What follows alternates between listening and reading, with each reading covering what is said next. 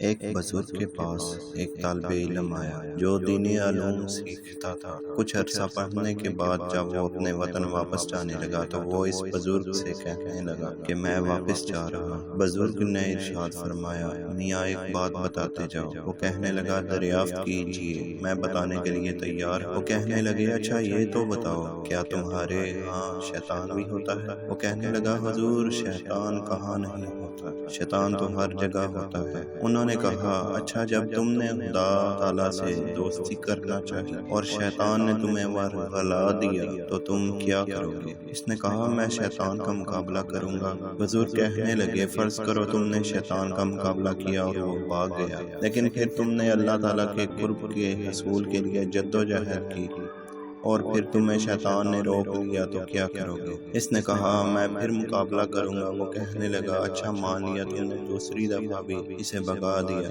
لیکن تیسری دفعہ وہ پھر تم پر حملہ آور ہوا اور اس نے تمہیں اللہ تعالیٰ کے قرب کی طرف بڑھنے نہ دیا تو کیا کرو گے؟ وہ کچھ حیران سا ہو گیا مگر کہنے لگا، میرے پاس سوائے اس کے علاج کے کوئی حل نہیں کہ میں پھر اس کا مقابلہ کروں۔ وہ کہنے لگے، اگر ساری عمر تم شیطان سے مقابلہ ہی کرتے رہو گے تو خدا تک کا پہنچو گے۔ وہ جوان خاموش ہو گیا۔ اس پر اس بزرگ نے کہا، اچھا یہ تو بتاؤ، اگر تم اپنے کسی دوست سے ملنے جاؤ اور اس نے ایک کتا بطور پہرے دار رکھا ہو اور جب تم اس کے دروازے پر پہنچنے لگو تو وہ تمہاری ایڑی پکڑ لے تو تم کیا کرو گے؟ وہ کہنے لگا، کتے کو ماروں گا اور کیا کروں گا۔ وہ کہنے لگے، فرض کرو تم نے اسے مارا اور وہ ہٹ گیا، لیکن اگر دوبارہ تم نے اسی دوست سے ملنے کا ارادہ کیا اور قدم بڑھائے اور پھر اس نے تمہیں پکڑ لیا، وہ کہنے لگا، میں پھر ڈنڈا اٹھاؤں گا اور اسے ماروں گا۔ انہوں نے کہا، اچھا تیسری بار پھر وہ تم پر حملہ آور ہو گیا تو تم کیا کرو گے؟ وہ کہنے لگا، اگر وہ